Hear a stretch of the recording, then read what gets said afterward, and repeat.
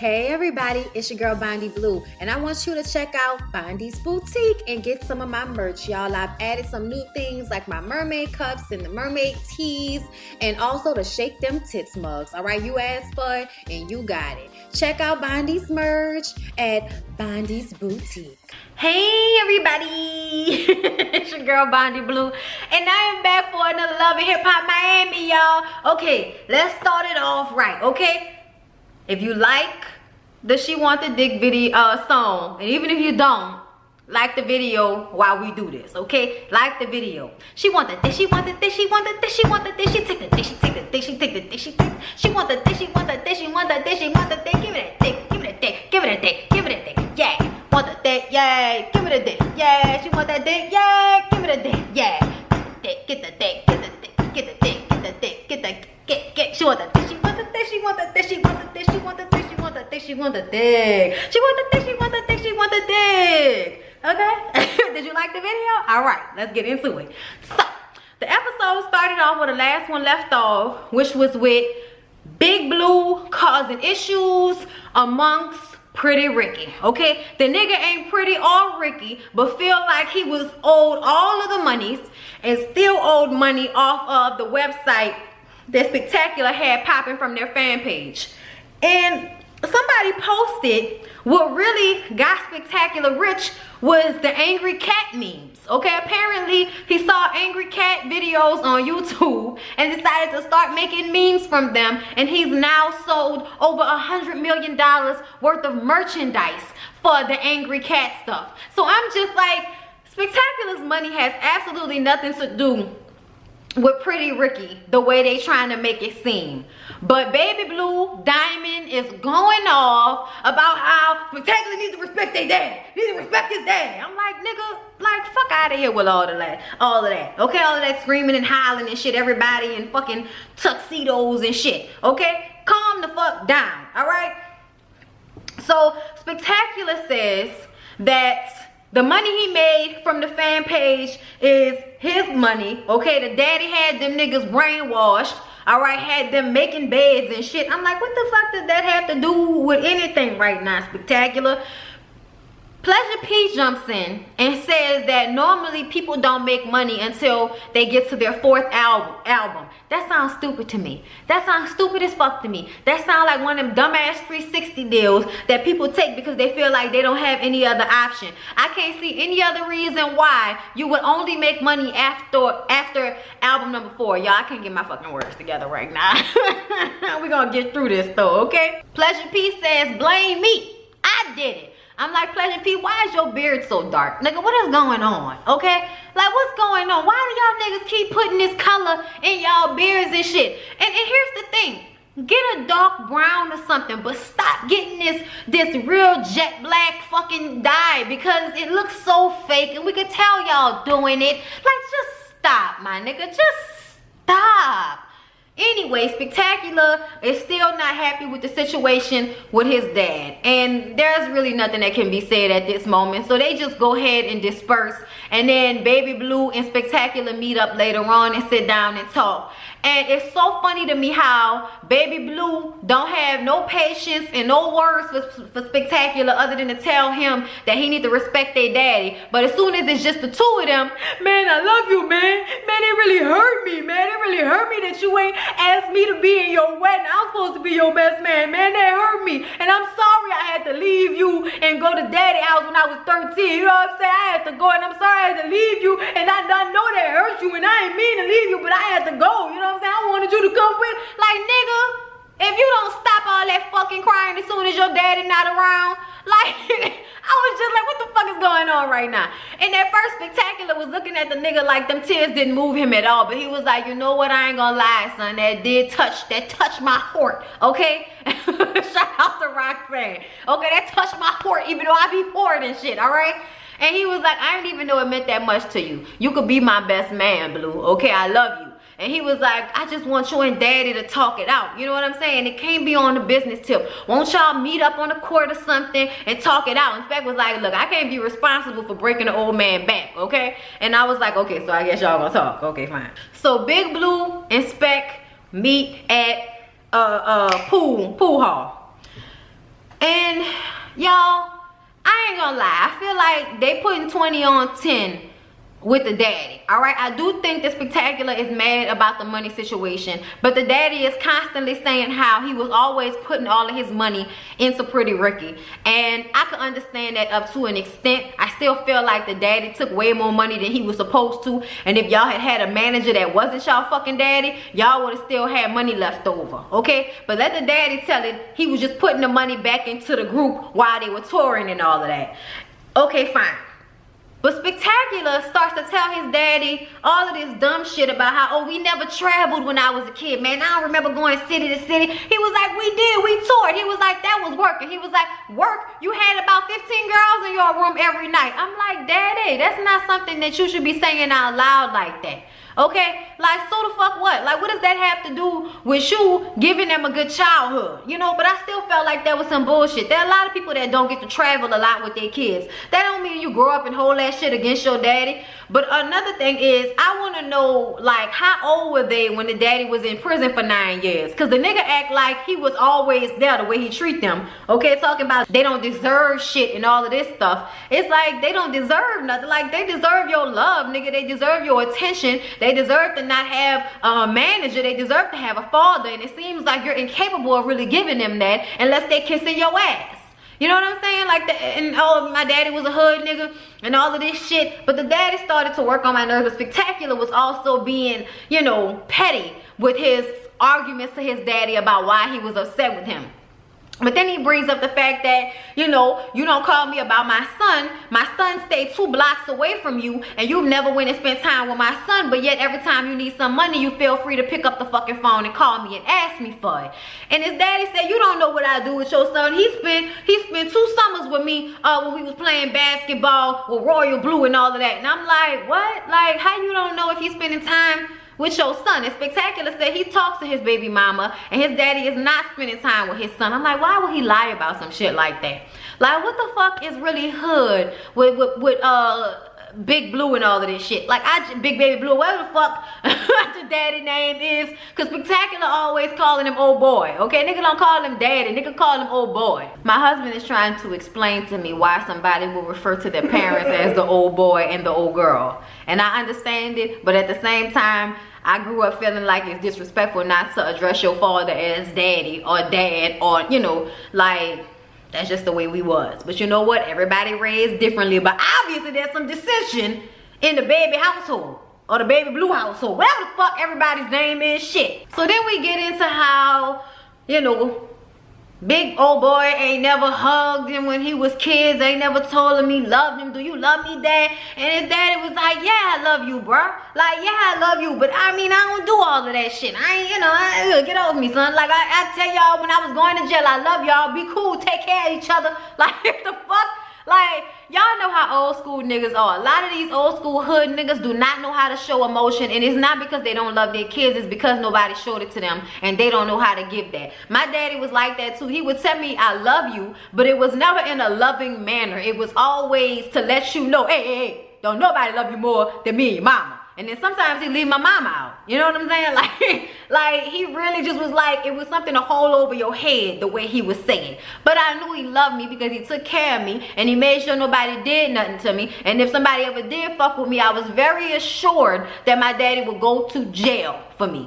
Okay? So, yeah. All right, I understand how, you know, old niggas don't know how to show affection to their kids. And Spectacular really gets upset because his daddy start going in. Like, you ain't never deserved it. You ain't never earned, so cut all that daddy shit out, okay? Look at you. Look at your hair. You ain't no man. You a despicable person. And that's all that is to it. Look at you. You're fake and you're phony and all of this shit. I said, nigga, who the fuck is you talking to? Like, that's your kid. Why is you talking to him like that? And Spectacular was just standing there quiet, taking the shit, and you could see that lump in his throat getting big and shit. And nigga just started crying, like, why are you talking to me like that? I apologize to you if I, you know, made you feel some type of way, because apparently Spectacular was going around telling everybody that the daddy stole money from them. And the daddy was like, you going around telling everybody that, listen, that I stole from you? I don't want to hear that shit. Don't no daddy want to hear that shit from their son, and you keep telling that shit to everybody. So apparently the daddy's feelings was hurt.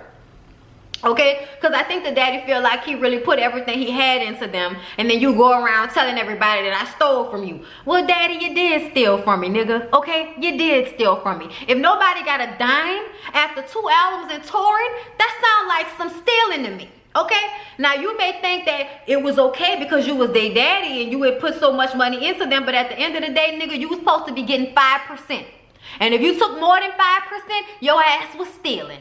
So like I said, Speck apologizes for his dad feeling like he might have sabotaged him. And he just crying. He like, man, I just want a daddy, man, y'all. When he was crying, that shit had my feelings hurt. And when that daddy just was standing there, like looking away, like he didn't want to look at his son while he was crying, he was like, come on, man, please stop all that fucking crying and shit. Stop all that crying and shit, all right? And he was like, bro, I just want us to spend time together. And his daddy was like, all right, son, all right, you got that, you got that. We gonna work on that. And then he hugged him with one arm. But the way he hugged his daddy with both arms and wouldn't let him go, he forced that nigga to give it up. And eventually he hugged him with 2 arms. He's like, I love you, son. We gonna work it out.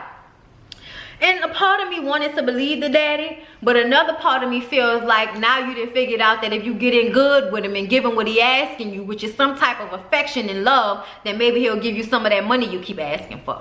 But hey, they worked something out because they're supposed to be on the Millennials tour or whatever. And we definitely need to go ahead and buy tickets. So, you know, and I hope Omarion performs his singles and stuff.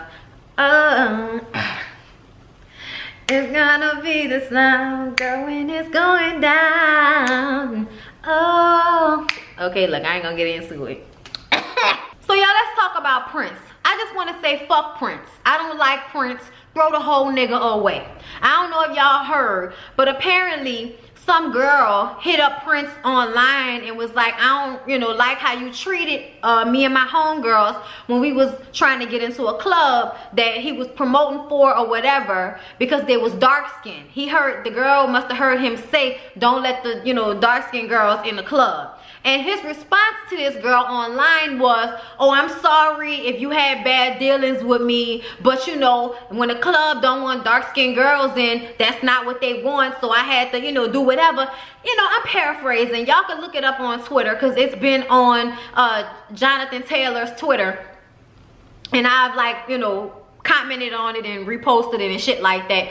And I just kind of feel like the fact that you responded in such a way like there was some type of, you know, validation for what you did, like that's fucked up. I don't give a fuck what that club wanted. Like at some point, you niggas need to have respect for the fact that you're black, and you shouldn't treat those women like shit because they black or they dark skinned. Prince, you're not light skinned, my nigga. Just because you got soft hair don't mean anybody is confusing you for anything other than black, my nigga. You being treated black no matter motherfucking what, okay? You darker than me, so I'm very like annoyed. He's darker than me. I am very annoyed. Huh? Okay. You looked away from your phone like you was checking or some shit. I don't like that, y'all. I don't like that. At the end of the day, you supposed to rep no matter what. Huh? He is not lighter than me. Prince is lighter. He may be darker than he was. Okay, Prince is lighter than me, babe. Whatever. I don't give a fuck. All I know is the nigga is obviously black. He's not light-skinned. And he ain't DJ Envy. Okay, light-skinned. Alright? So I have a fucking issue with the fact that you thought that was okay and you thought your explanation would do, sir. I'm sorry. Throw the whole Prince ass nigga away. Him and his soft curls. Throw that nigga away. I don't give a fuck. All you Dominicans that don't think y'all black, you black, bitch. You black. Deal with it. I know one motherfucking thing, you ain't white. Think cause you speak motherfucking Spanish and got soft hair, you ain't black. My motherfucking mama got soft hair like them people, and guess what she is? Blackity black, black, black. Because I'm black, y'all, and I'm black, y'all, and I'm blacker than black, and I'm black, y'all. I'm biggity biggity black, black, blacker than black, the black, black, and I'm black, and I'm back cause I'm black. The fuck? I'm sorry, that really upsets me. And I just seen some videos online recently of some little black girls talking about they Dominican and Uruguayan or some shit like that. All that shit is black, bitch. I'm tired of people being ashamed of being black. I'm tired of it. It's always cool when you got rhythm and you cute and got a fat ass and all of the other attributes that black people have. And you know, you want all the attributes, but you don't want to be called black. Jump off a fucking bridge with your black ass. I'm sorry, y'all. I got upset and I got off point. I'm sorry. him and his old lady sitting down with his daddy. Okay, him and Liz got back together. I don't know why, but what the fuck ever. Okay, talking about how they got back together and she had to deal with him and his club bullshit. Also having to deal with Bobby. Okay, apparently whenever he's in the club pushing up on some girl, Bobby sends pictures to Liz, and Liz feels like Bobby is with the shits, and she thinks that Prince should stop hanging with Bobby. Prince feels like Bobby means well and Bobby is his boy, so he gonna continue to hang with Bobby. I'm like, nigga, you gonna learn Bobby is in love with your stupid ass, okay? And you don't even realize it. So y'all, Chinese Kitty is really trying to turn herself into a rapper. Y'all remember her. Her and her mama was on the show last season, you know, annoying the fuck out of us. But anyway, she performing this song She Got, and Kiara brings Joy and Tip with her to see the performance. Her and Joy talking about Chinese Kitty. Okay, Kitty and Joy linked up and realized that they both hated Shay. So now they friends because they hated Shay. Like, oh my God. Anyway, so Tip has a song called You Mad Ain't You or something like that. You Mad Huh? Or some shit like that. But it's a cute little song. It's a bop. And she is premiering it at the strip club and she wants them to come through and support her. Joy tells them that she's still trying to get a divorce from Trick, but when Trick found out how much it's gonna cost to separate their finances, now he backing out and don't want to do it. I heard something about Joy working at a luxury car wash where they charging $300 to $400 to detail a car. Bitch, please. That don't even make no motherfucking sense. They selling drugs at that car wash because that don't even make no motherfucking sense. You can go down the street and get the same car wash nice for about $30. So I want somebody to explain to me why I would ever pay $300 to get a car wash. Y'all niggas is tripping. Y'all buying drugs from that car wash. Okay, we can go ahead and say that right motherfucking now. So Kiara is still not fucking with Gunplay, but Gunplay really wants to get her back. You know, she says they trip to New York was fun, they had a good time, but she don't want him to think that they back together. So, you know, she's still holding that nigga at a distance. I'm like, girl, yeah, you probably still fucked him now. All right, so Trina is shooting a video with her latest artist. I missed the little nigga name, but whatever. Yes, throw that money, girl. What the fuck? Like, why is you excited about that old mundane ass thing that they doing every fucking video? So Joy and Tip come through because we gotta talk about how Bobby old flaw ass when it signed to that other record company without telling Trina, and she had to find out through that bitch Shay, and she didn't really want to find out through that bitch Shay. She said that Bobby is canceled from the family, okay? That nigga is fired from the family. He should have been over here with the winning team, but he want to be all sneaky and shit like that. I'm not fucking with him, okay? So not everybody mad at Bobby. She said she also not doing that feature that she told him that she was gonna do with him. And I'm like, girl, he's stupid. I would have made sure she did that feature before I signed with any fucking body. That nigga is dumb. Everybody was telling him to stick to Trina, or at least tell Trina what he was gonna do beforehand, and he never did right by her. So you know what? If she wanna be mad at the nigga, so be it. So y'all, Tip performing her song, Bitches Mad or Nah, and it's cute, it's a bop. We see you on the stage, got your little fellow strippers dancing and shit to your song. She get down off the stage and she sends Prince and Chaotic away with some stripper, and then Bobby is like, Prince is always doing the wrong thing in the club. He's supposed to be getting back with Liz, but every time he around a stripper, he, you know, probably fucking up, you know, trying to get with the stripper. So he go and follow them.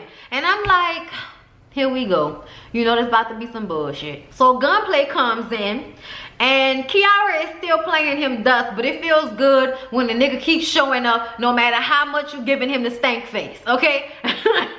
So he asked her if she would come to his album listening party. And she's like, I don't know. The only way I'm coming is if I could bring my girls with me. And of course, Tip is gonna come, and y'all know Tip, she flirting and all of that shit. And Gunplay is like, bitch, would you please stop trying to fuck my old lady? I'm trying to get her back. Would you please stop? Yeah, Miami Tip is a trip, y'all. She look like a little thumb. Okay, I don't know why, but the bitch look like a little light-skinned thumb. So they having a conversation, and all of a sudden we hear Bobby and Prince over there arguing. Bobby is telling the stripper to get the fuck on somewhere, and I'm like, see, this is the problem. You coming at the stripper like that's your man. What is wrong with you, Bobby? Like, this is why don't nobody want to fuck with you. You up in there spazzing the fuck out, and Prince is like, dude, won't you chill the fuck out? So he get close to him. Dude, I don't know what the fuck wrong with you, but you tap dancing on my nerve, you know? He telling him he working on his nerves, and Bobby is like, what the fuck you mean? So he push him, and then Prince push him back, and the next thing you know, Prince nose is fucking bleeding. I guess Bobby must have punched the fuck out of him in his face. Y'all know when niggas be gay and somebody try to test their gangster, they go overboard to prove that they ain't no punk, you know, and all of this bullshit here. So then they fighting, and Tip is like, Prince, this is my event, what the fuck, da da da da da da. And Prince is like, I'm the one bleeding. Go talk to that nigga, okay? Because that nigga is the one tripping. Bobby gets carried out by security, and I'm like, Bobby, you dead ass wrong for that shit. First of all, you not Liz's friend, so don't nobody fucking need you taking pictures and sending them back to that bitch. Another thing, if you gonna be this nigga friend, you know y'all at the strip club, don't be a blocker, don't be a hater. Go sit your fucking ass in the corner and nurse a drink or something. But sitting up here trying to keep this man from getting a lap dance or talking to the stripper, nigga, you doing too much. And then you gonna punch him in the face when he tell you you doing too much? Like, Bobby, the least Amara Negro could have done was block your ass. The least, okay? You're doing the most, my nigga. The most. And to me, you can tell Prince can't fight, because there is no way that nigga would have bloodied my nose and he would have got away with it. I'd have fucked son face up. I'd have knocked them new teeth out his mouth. So Prince, your ass can't fight. Okay? And I don't know why Chaotic Boys came after you, but I guess we'll find out soon, because y'all still cool, but it seems to me like there's gonna be some friction sooner or later.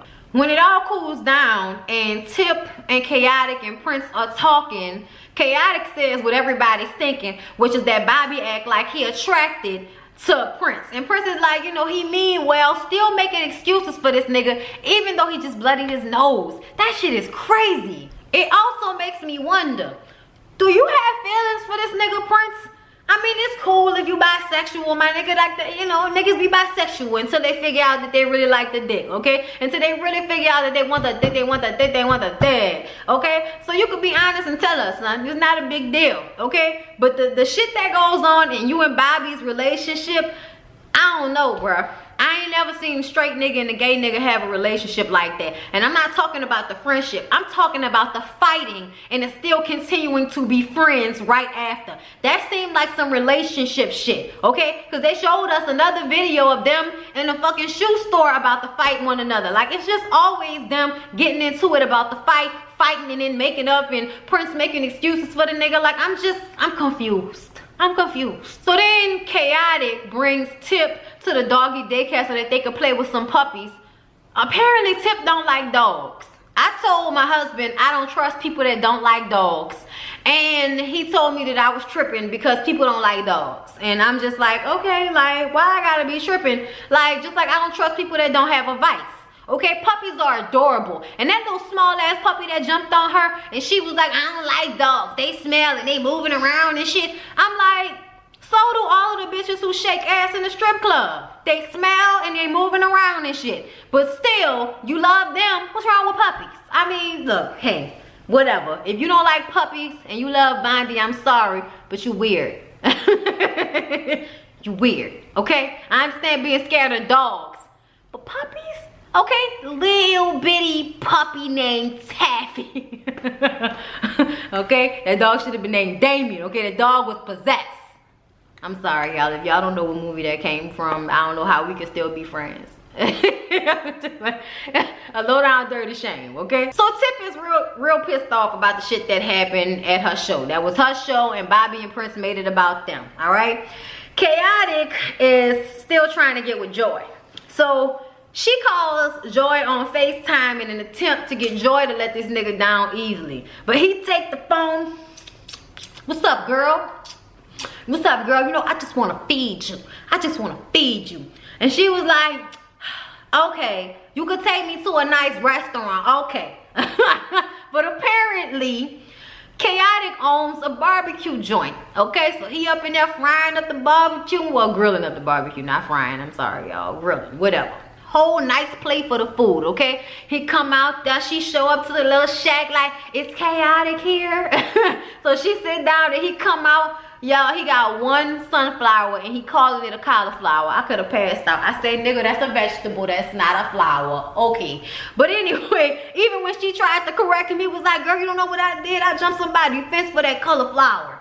Like, this nigga just want to sound stupid, y'all. I cannot. So he asked her what's going on with her and Trick, you know, because he want her to hurry up and wrap that thing up so she can unwrap what's going on with him. And then he asked her, you know, what's she looking for in a man? And she like, you know, I want a businessman. You know, I want somebody with, you know, good hygiene, because he fit the businessman criteria because he got his own business. But does he fit the hygiene criteria? That nigga said, I got clean shoes. I say, nigga, if your shoes is clean and your body ain't, that's the issue.